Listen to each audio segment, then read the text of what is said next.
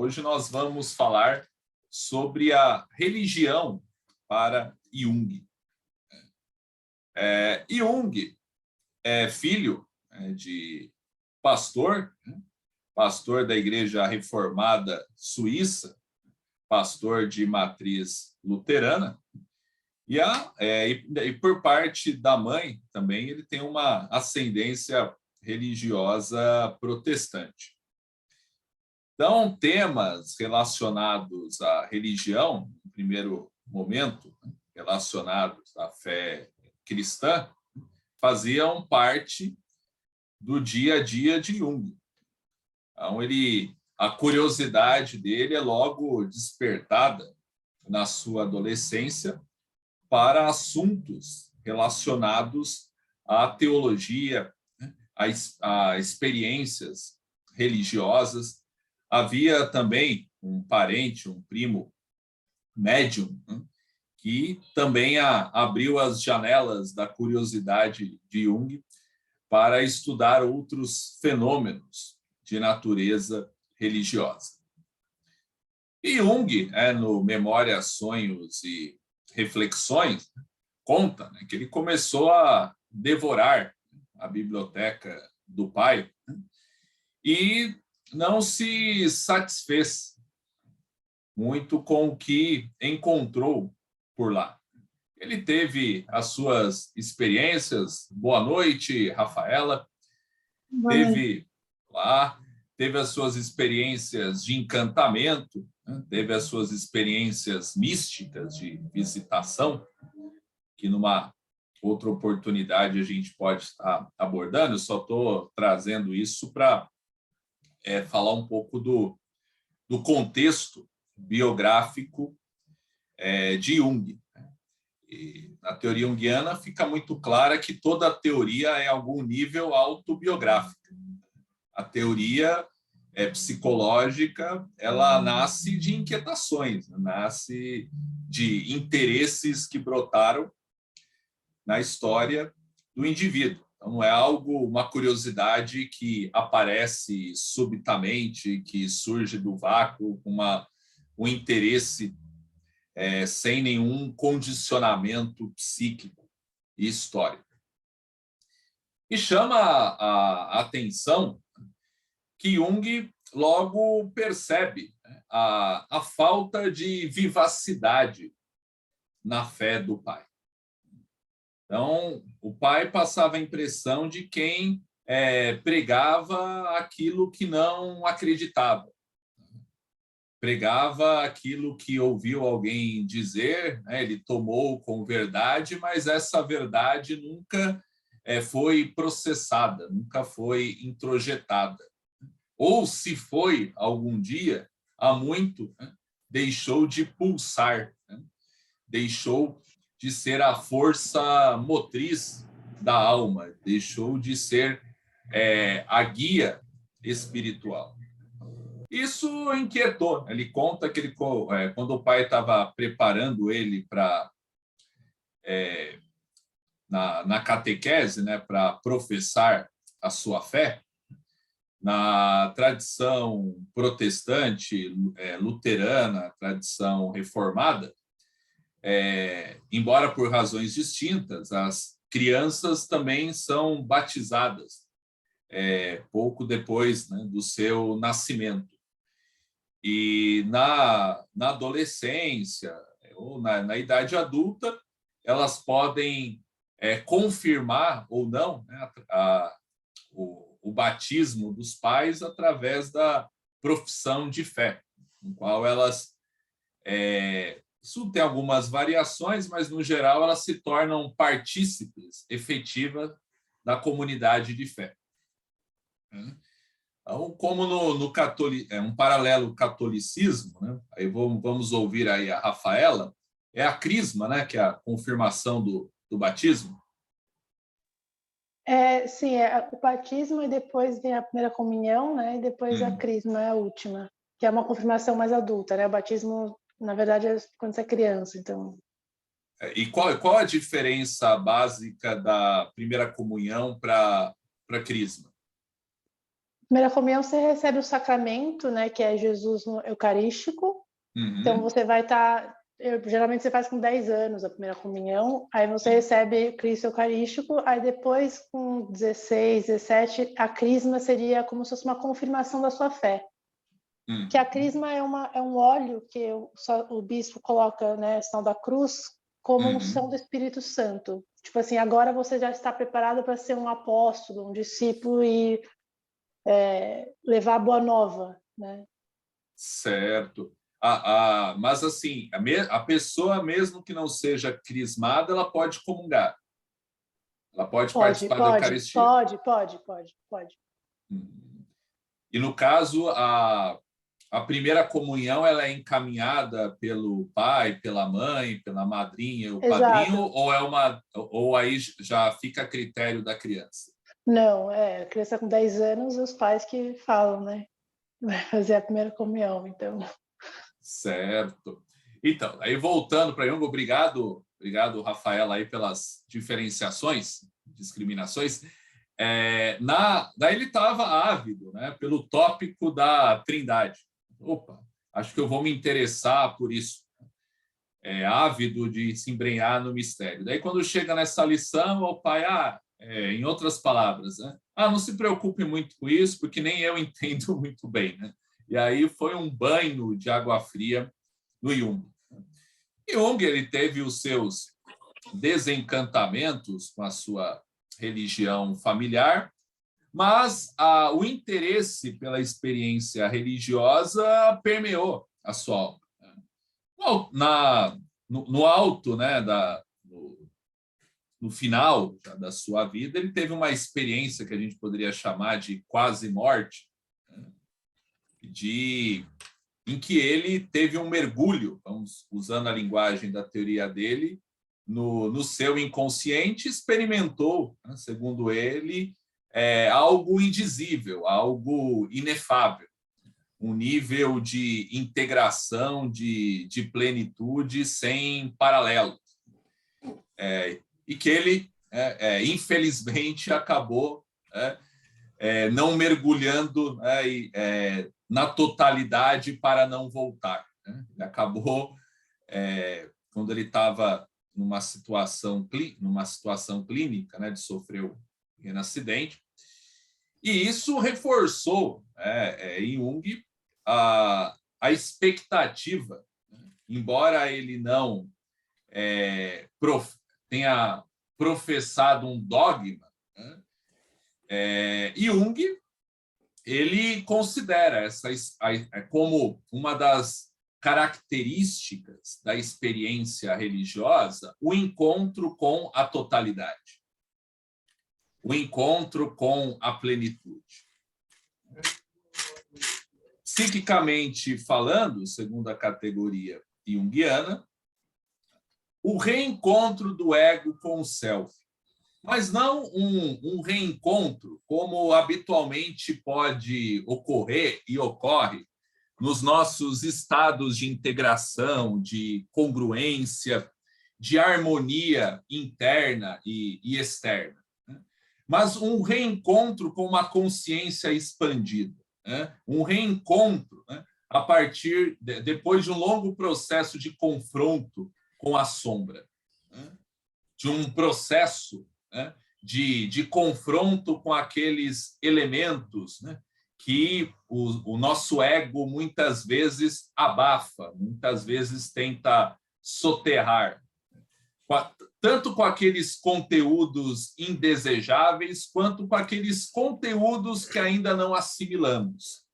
Mas seja aquilo que é indesejável, seja aquilo que é ainda não assimilável, em ambos os casos há uma atuação, porque há uma autonomia, uma grande autonomia do inconsciente em relação à vontade consciente.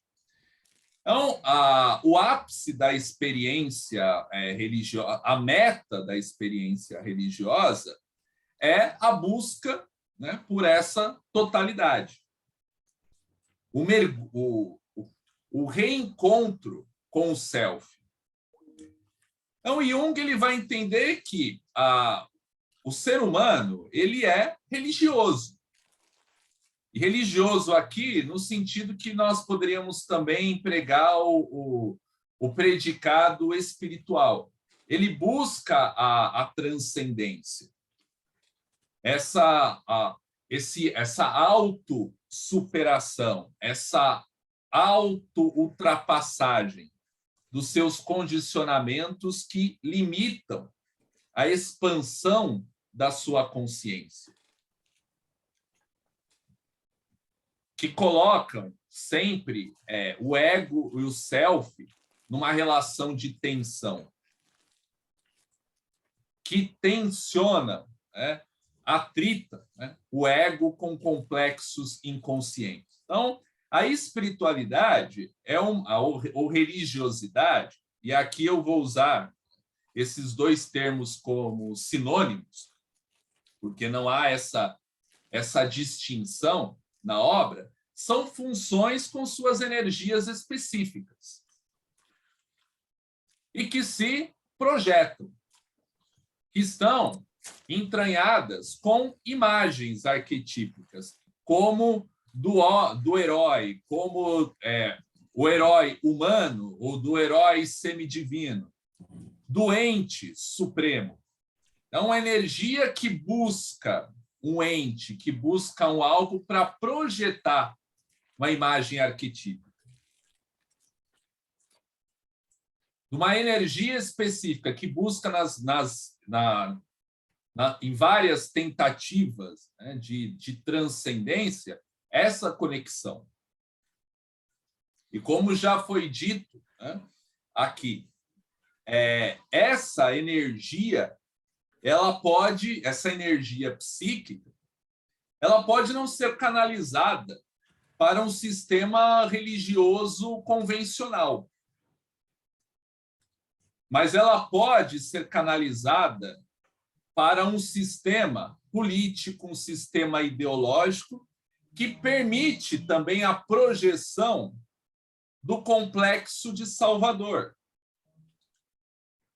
Então, esse complexo de Salvador, em níveis distintos, ele pode ser projetado, inclusive, no terapeuta. Como alguém que... Diga, pode falar, José Maria. José? Opa. José Maria? Pediu a palavra ou não? Acho que não. Não, interferiu aqui a internet. Tranquilo. Quem tiver alguma pergunta, alguma questão emergente, pode trazer aqui. Não precisa esperar o final final da aula. Então, por exemplo, quando é projetado em nós a imagem do Salvador, o complexo do Salvador. Então, se espera que nós absorvamos as angústias, as inquietações, que possamos interpretar aquilo que está no cerne do material projetado e trazer uma iluminação, trazer uma explicação, uma compreensão que sirva como uma chave para a compreensão dos mistérios da vida. Por que eu falo em diferentes níveis de projeção? Porque a projeção não é um processo, não é um movimento único. Então, a gente muitas vezes projeta esse complexo de Salvador em várias pessoas ao longo da vida. Há pessoas que passam também por diferentes experiências religiosas na busca por esse encontro, na busca por essa transcendência. A vida não basta no meu racionalismo, a vida não basta no meu intelectualismo. E quando eu falo aqui de ismo, eu estou falando o quê? De unilateralismo. O que é o unilateralismo? Conforme a gente conversou aqui. Unilateralismo é o signo da neurose. Como? Alguém falou aí? Então, o unilateralismo, na teoria junguiana, é o signo da neurose. E que é uma neurose no sentido adoecedor? É um acentuado desequilíbrio entre as funções psíquicas, em que a função inferior ela deixa de atuar de uma forma compensatória, de uma forma complementar, e passa a atuar em sentido contrário. Por quê? A pessoa ela está bitolada, ela está super investindo numa função. E as outras funções, elas não deixam de atuar, elas não deixam de processar. Só que como elas não estão sendo atendidas pela vontade consciente, elas passam a funcionar por si mesmas. Elas passam a funcionar a partir das suas formas elementares, instintivas, das suas expressões mais grosseiras. Então, as pessoas, assim, chega um momento que não satisfaz o intelectualismo, o racionalismo. E Jung, ele vive numa Europa em ebulição. Uma Europa que já estava dando sinais, de que a besta-fera estava se remexendo, estava renascendo, que os deuses nórdicos estavam novamente seduzindo, como um movimento de contraposição ao racionalismo iluminista.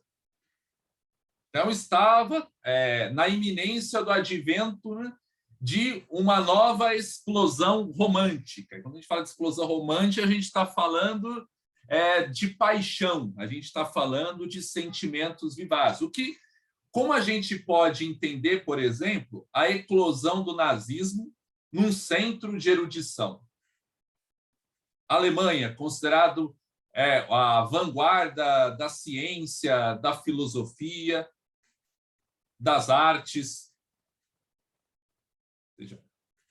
A Alemanha, o modelo de um país cujo progresso intelectual havia supostamente atingido as luzes. E de lá as forças bárbaras emergem e se tornam uma onda coletiva que leva a razão à enxurrada, o rompimento dos diques. Como se explica isso na teoria junguiana? Como um movimento, entre aspas, de compensação. Então, o racionalismo, como um movimento extremo da racionalidade, ele aconteceu mediante o sufocamento das paixões, mediante o soterramento dos sentimentos. Por exemplo, o sentimento luminoso, cuja modalidade, a gente pode dizer principal, é a experiência religiosa, do mistério, a experiência do fascínio, a experiência de ser tomado pela presença do totalmente outro, a experiência do contato com a alteridade, do contato de invasão da alteridade. Essa é uma das críticas que Jung fazia à tradição protestante dele, a tradição protestante dos seus pais, que havia eliminado praticamente o mistério, havia racionalizado a fé, a reduzido praticamente a sua dimensão discursiva, a sua dimensão catafática, explicativa, e se esvaziaram da sua dimensão apofática. Desculpa, repete, professor, função apofática seria... A apofática é a experiência imediata É a experiência do encontro, aquela experiência inefável, a experiência fundante, né? Por exemplo, da conversão religiosa, do estado de êxtase, da presença. Então, você não consegue traduzir aquilo em palavras. Uhum. A experiência catafática, ou seja, é a do discurso, quando você elabora racionalmente a sua experiência religiosa fundante, ou seja, é a codificação da fé. Então, quando estamos vivendo ali o mistério, num estado de devoção, né, nós estamos tendo uma experiência apofática, a experiência que podemos também dizer, né, que a eternidade se manifesta no tempo, corta o tempo. A experiência mística, em seus variados níveis.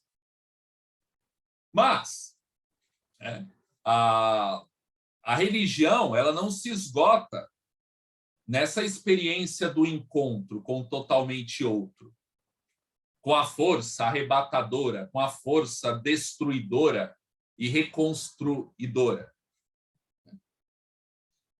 As tradições religiosas têm uma teogonia, têm uma teologia,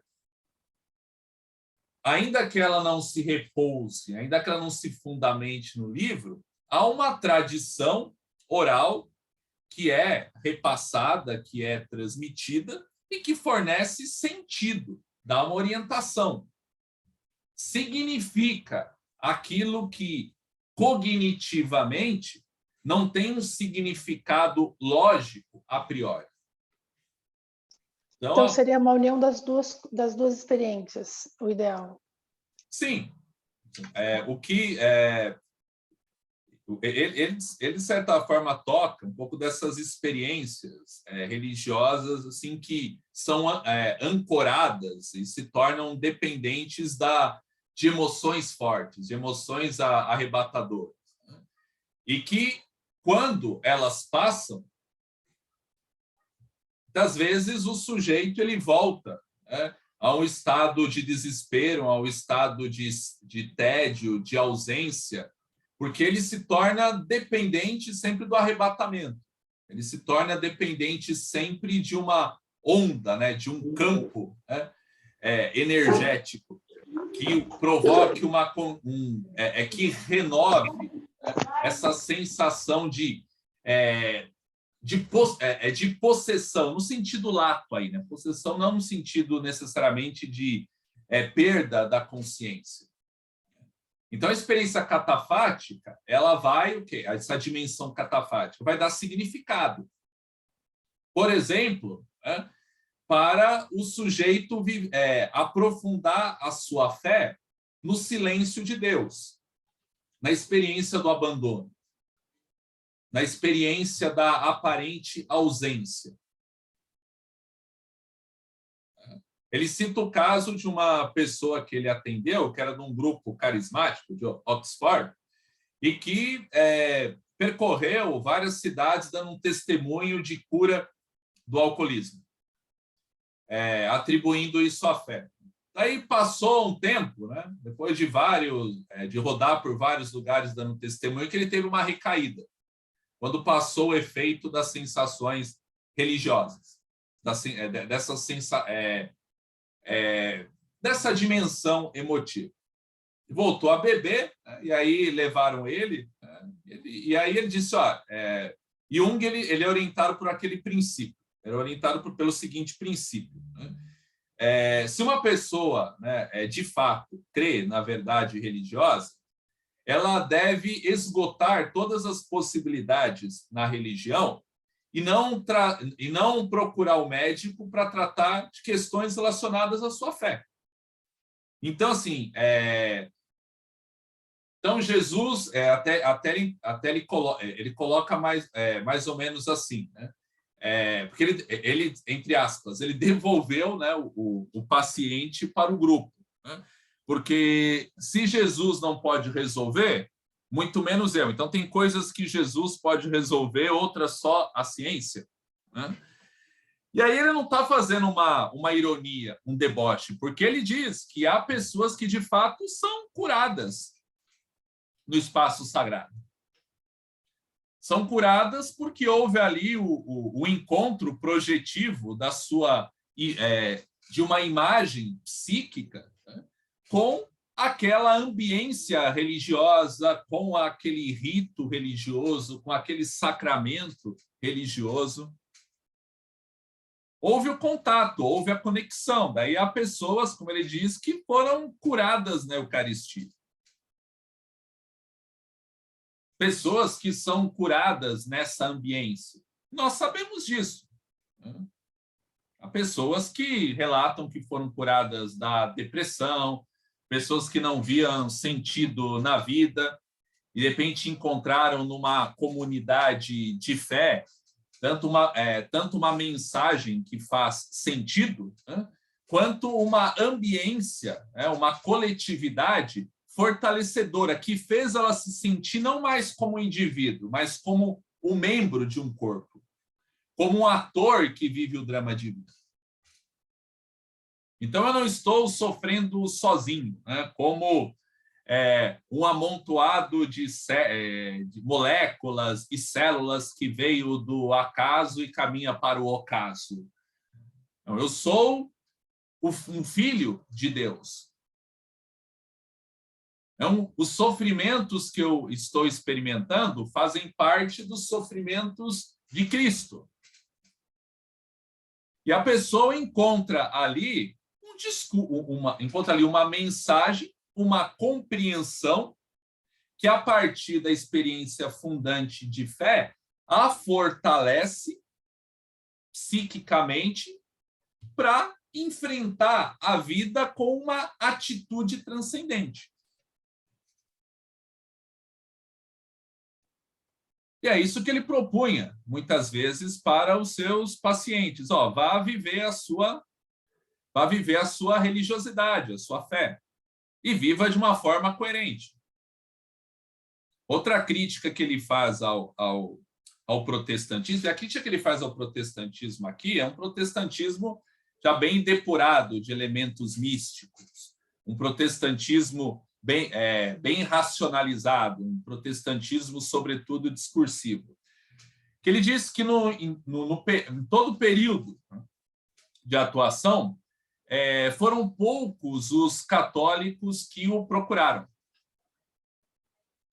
E não porque na Suíça não tivesse católico. Né? Ele frisa que onde ele vivia na Suíça, a maioria era católica, 2/3. Nas regiões fronteiriças também, Alemanha também, a maioria era católica. A maioria das pessoas que ele recebia eram protestantes e judeus. Ele resolveu um dia fazer uma pesquisa e pediu para os conhecidos que não eram do conhecimento, que eram próximos a ele, para aplicar, para evitar uma indução. E a pergunta era, né, se você estivesse doente, você ia procurar um médico, um pastor, um padre ou um rabino? E a grande maioria dos católicos disseram que iam procurar o padre. A Rafaela já deve ter lido isso, né, Rafaela?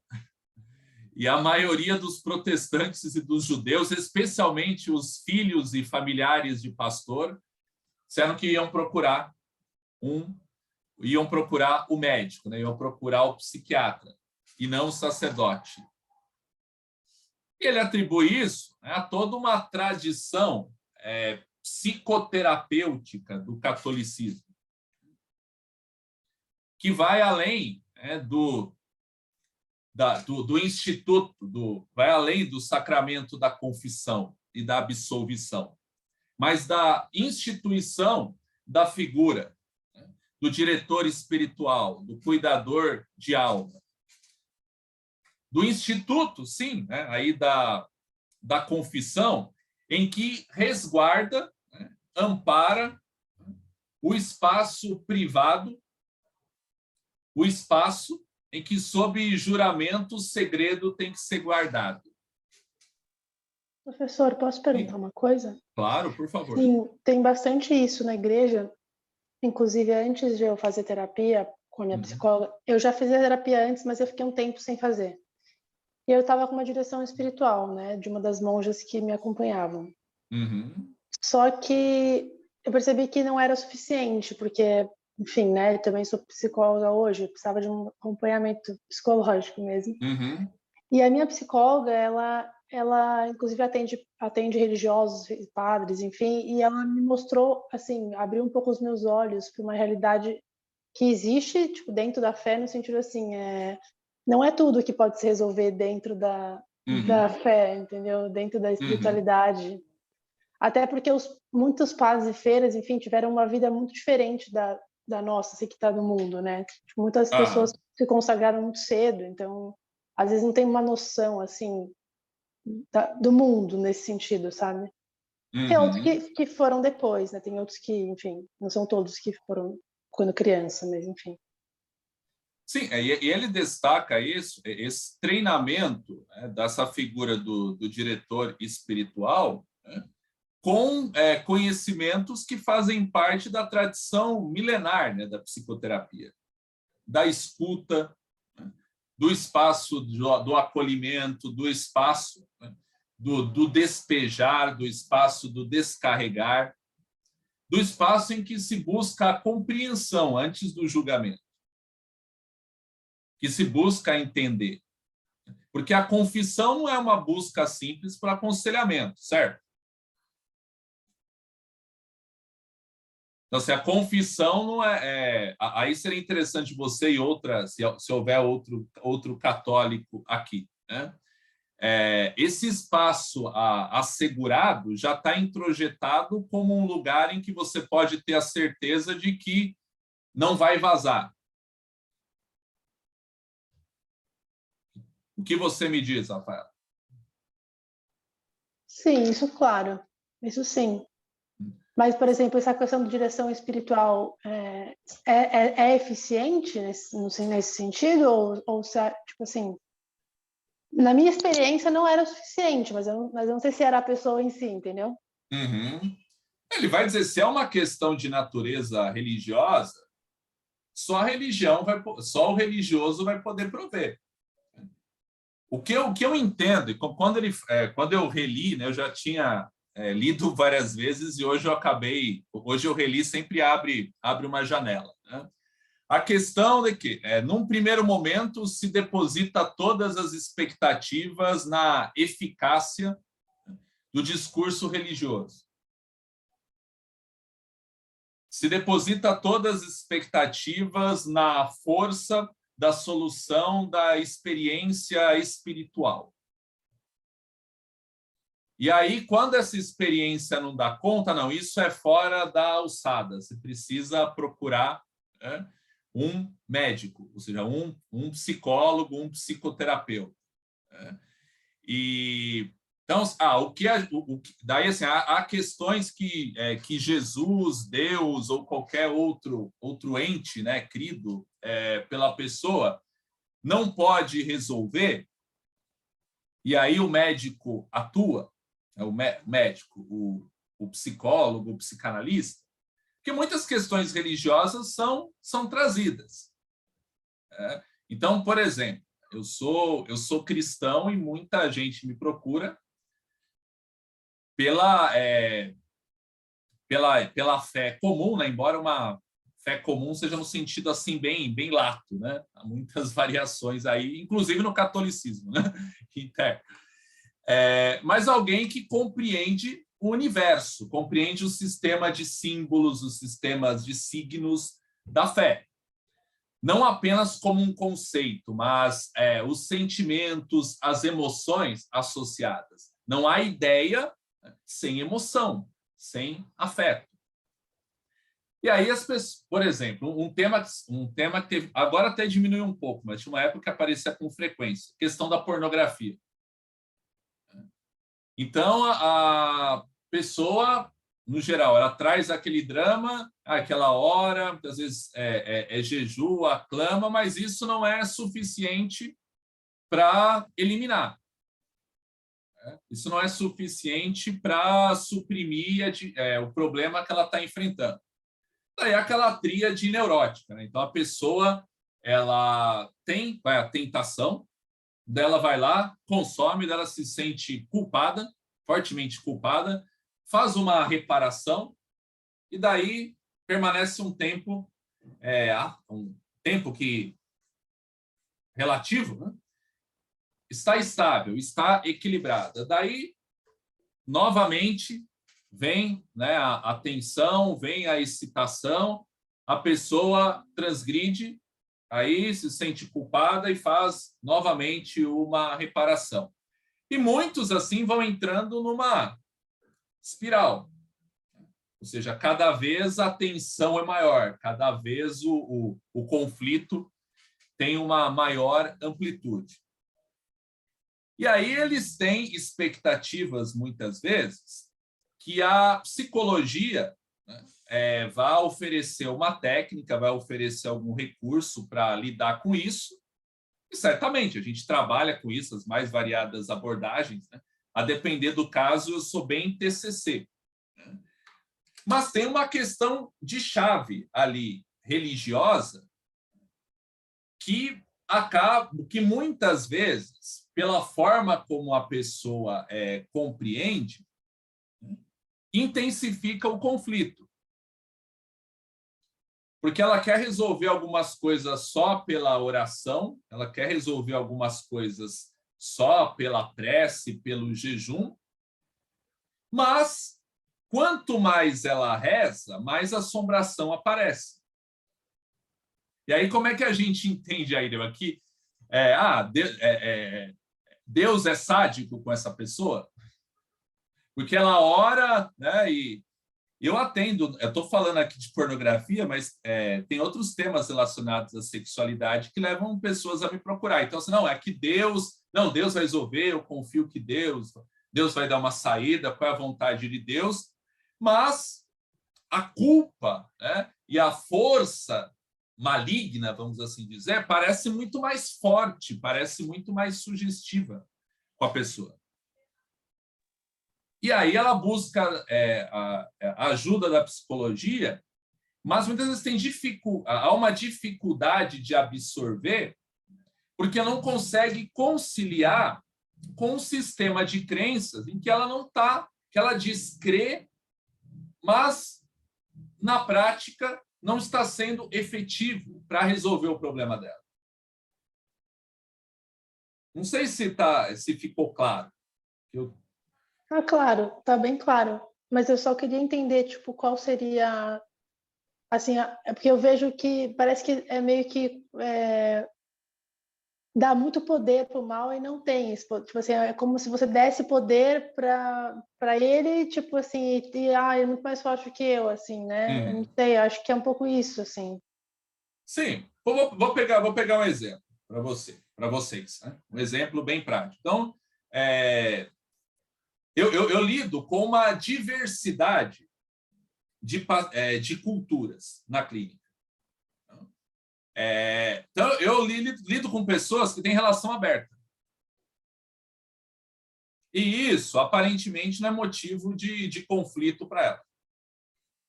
Como lido com pessoas que se sentem culpadas não de masturbar, mas de ter um desejo erótico. E aí muitas vezes, a pessoa chega com aquela expectativa de eu não queria, né, ter esses desejos. Então, de uma forma indireta, é como se a pessoa quisesse uma técnica para ela não mais desejar sexualmente. Encontrasse da gente uma solução, né? Então, eu brinquei uma vez com uma pessoa que eu atendi. Vamos orar, então, para Deus agora fazer com que você fique broxa? Você quer isso? Porque é uma pessoa que estava vivendo em crise. Então, essa é a sua vontade. Mas aí a gente vê, ao mesmo tempo, que muitas vezes o que a pessoa aspira é incompatível com o procedimento, né, que ela tem tido. É incompatível com os hábitos que ela tem nutrido. Então, esse é o seu valor. O nosso trabalho é o quê? Ajudar Ajudar não no sentido assistencialista, óbvio, né? Não no sentido paternal, mas no sentido de contribuir com os nossos conhecimentos para que a pessoa possa se interpretar melhor e ter mais recursos para encontrar a sua integração. Nesse sentido de, vamos pegar assim, de facilitador. O nosso trabalho como facilitador é a pessoa ela viver da forma mais coerente possível com aquilo que ela acredita, sem, claro, isso não quer dizer que o nosso trabalho também não passe pelo questionamento, não passe também pela provocação, respeitando os limites que o paciente coloca. Tem duas coisas. Uma é a gente vender ilusão, atuar como charlatão, adotar procedimentos pseudocientíficos. Isso é uma coisa. Eu ainda recebo paciente que vem com a expectativa de que haja algum procedimento para ele deixar de ser gay. Que vem com essa expectativa. E eu já desmistifico desde o início. O que você vai fazer com a sua sexualidade, é você que vai dizer. Eu não estou aqui para sugerir que você substitua o seu sistema de crença por outro. Mas o meu pressuposto é o seguinte: seja o que você for fazer, você precisa acessar a sua verdade. Você precisa tomar consciência do que é real na sua vida. Porque enquanto você sufocar, enquanto você não ter coragem de olhar para si mesmo, mais inglória vai ser a sua luta. Mais a sua sombra vai brincar com você, vai aprontar para cima de você. Porque a sua verdade você está colocando no porão, na escuridão. Você não está chamando a luz. Então, essa seria a saída para todos esses problemas que você está dizendo. Encontrar a sua verdade. Encontrar a sua verdade. Tá. Aqui não é verdade no sentido assim, particularista, não, sim, né? Sim. Mas qual é a minha realidade? Esse acesso ao inconsciente. Professor. Diga. Mas na clínica, como profissional, você deixa claro, o analista, né, deixa claro e específico que isso não é um problema, ou ele reforça de acordo com a crença da pessoa? Não, a pessoa ali, ela vai trazer, né, uma questão, por exemplo, né, vamos pegar o caso de uma pessoa que tem uma relação aberta. Ela não traz isso como problema. Eu atendo homossexuais que se relacionam de modo estável. Isso não é um problema para ele. Então, assim, o meu olhar como terapeuta é ajudar ele a compreender qual é a verdade, não é moralizar a questão. Entendi. Mas não me cabe também induzir a pessoa a agir de uma forma que entra em choque com os valores dela. Entendi. No sentido de tratar a fé dela como uma neurose. Mas não chega a ser algo neutro. Não, a questão da neutralidade é no sentido de que, olha, essa é uma realidade, por exemplo, um paciente que eu atendi, que ele resistiu muito tempo, né, a admitir que ele era homoafetivo. E assim, depois de 2 anos de terapia, que daí ele recontou, porque ele chegou contando uma história de que até os 30 e poucos anos ele nunca tinha tido interesse sexual, e daí ele começou a se sentir atraído por homens. Depois de passado um tempo, né, ele já começou a trazer algumas coisas da infância que ele não tinha trazido, até que ele assumiu que ele nunca teve interesse por mulher, nunca teve.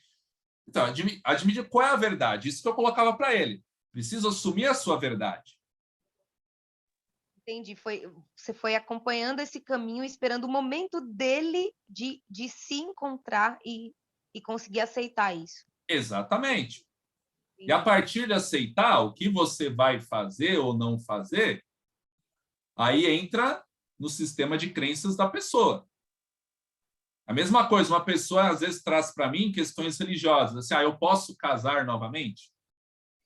Uma pessoa que é divorciada. Então ela traz uma questão pastoral. Eu tenho um paciente que fala, olha, isso aí você precisa conversar com o seu pastor, mas pelo que eu estou entendendo, você quer ouvir o que é supostamente a interpretação correta, ou você quer uma interpretação que o favoreça? Porque você vai encontrar as mais diferentes linhas de interpretação.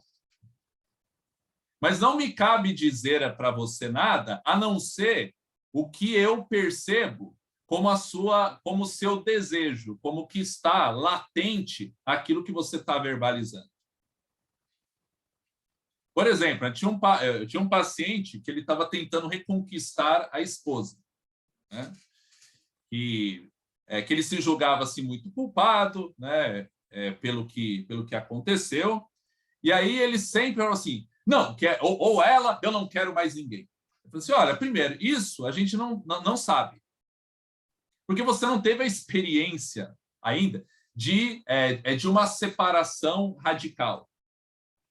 Vocês separaram, mas vocês convivem mais do que quando vocês eram casados.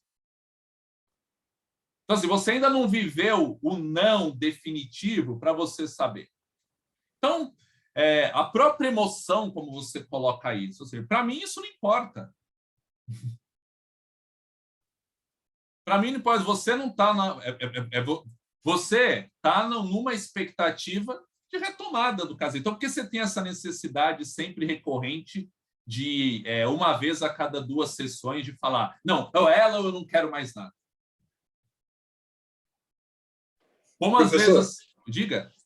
Eu estou com um acúmulo de perguntas, mas duas importantes que eu queria esclarecer. Em relação, se eu não me engano, o termo que você usou foi síndrome do Salvador, eu acho. E o complexo do Salvador. Complexo do Salvador, isso aí. Como a gente consegue lidar com isso? E assim, eu acho que serve para os 2 lados, tanto na parte religiosa, que seria até mais o meu caso último, e tanto na parte terapêutica. Como a gente consegue equilibrar isso? E uma outra, se não for ficar... Responde essa primeiro, vai lá. Não, passa a terceira, porque aí eu respondo tudo de uma vez, que a gente já está ultrapassando aqui. Não, a segunda é só em relação a esse poder da confissão, esse efeito que a confissão traz, eu sinto que há uma falta disso no protestantismo, né? Isso traz os benefícios, no caso, tanto assim, vamos colocar na situação de um pastor ter que lidar com as suas ovelhas e tudo mais. Então, assim, essa transferência que eu acho que o que acontece na terapia é isso, a gente se sente mais confortável em confessar, em contar as coisas. Então, assim, isso dentro da religião, aí, né, usando já que é sua área de atuação, assim, dentro da religião protestante, isso vai ajudar se as pessoas começarem a entender que, de repente, elas podem chegar para o pastor e confessar, e assim como elas, de repente, fazem com o terapeuta, ou não vai ter o mesmo efeito? Pode ter o mesmo efeito se a pessoa ela tiver a confiança, né, e essa confiança for reforçada a posteriori, de que aquela confissão foi absorvida, né, e morreu ali. Agora, numa cultura protestante, na cultura protestante, não há essa instituição. Então, assim, as pessoas, às vezes, as pessoas confessam, compartilham, mas não há um espaço instituído. Não é algo obrigatório. Não há uma sacramentalidade, você confessou e você agora está absolvido. Estou simplificando, sei que não é uma coisa assim mecânica. Eu confessei, estou absolvido, estou pronto para... Posso pecar novamente, estou com crédito. Não se trata disso. Mas, intuitivamente, as pessoas, mesmo na cultura protestante, elas vão criando os seus mecanismos de expiação. Aí eu vou citar experiências clínicas, por exemplo, a pessoa vai participar de campanhas. participar de jejum, com essa finalidade expiatória, mas também de fortalecimento. Por exemplo, a pessoa ir lá no... histórias que eu vi muitas vezes. A pessoa tem uma transgressão, né, segundo o padrão de fé dela, no sábado à noite. Daí, no domingo, na hora do apelo, ela vai lá à frente. Apelo, para quem não conhece, é o pastor, né, no final do sermão, né, para aqueles que querem, né, receber a Cristo, ou aqueles que querem se reconciliar, ou aqueles que querem... estão sufocados, né, estão sofrendo, né, estão sentimento de culpa. Ela vai lá, né, ela vai lá na frente, opa, já estou me expondo, né, a comunidade estou mostrando a minha fraqueza, né. Ela lá recebe uma oração, voltei aliviado. E outros meios que as pessoas também encontram de compensação, não necessariamente de evolução espiritual.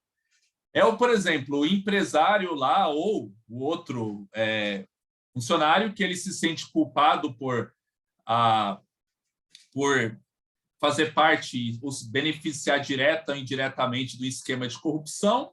Daí ele pega a parte desse dinheiro e dá de dízimo na igreja ou numa obra de caridade para ficar quite, né? Ou como sugeriu certa vez uma personagem do Roque Santeiro. Lembra dessa novela? Roque Santeiro?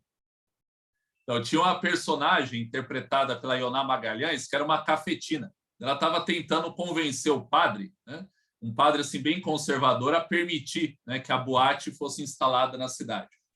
Ela foi dar uma sugestão para ele. Né? Mas olha o que eu pensei. Né? Parte do que a gente arrecadar com a boate, a gente dá para as obras de caridade da igreja. Não é uma ótima forma de dar uma rasteira no diabo? Né? Daí o padre saiu esconjurando a mulher. Mas assim, é um processo, a expiação para o alívio temporário, mas o outro processo é o fortalecimento espiritual no sentido de você transcender, no sentido de você se aprofundar no autoconhecimento e aí aquele princípio elementar, se libertar de complexos, se libertar de paixões, se libertar de tudo aquilo que perturba o seu equilíbrio. O que perturba o seu equilíbrio? Não apenas a sua insatisfação interna, mas a sua necessidade de revalidar para o outro a sua potência.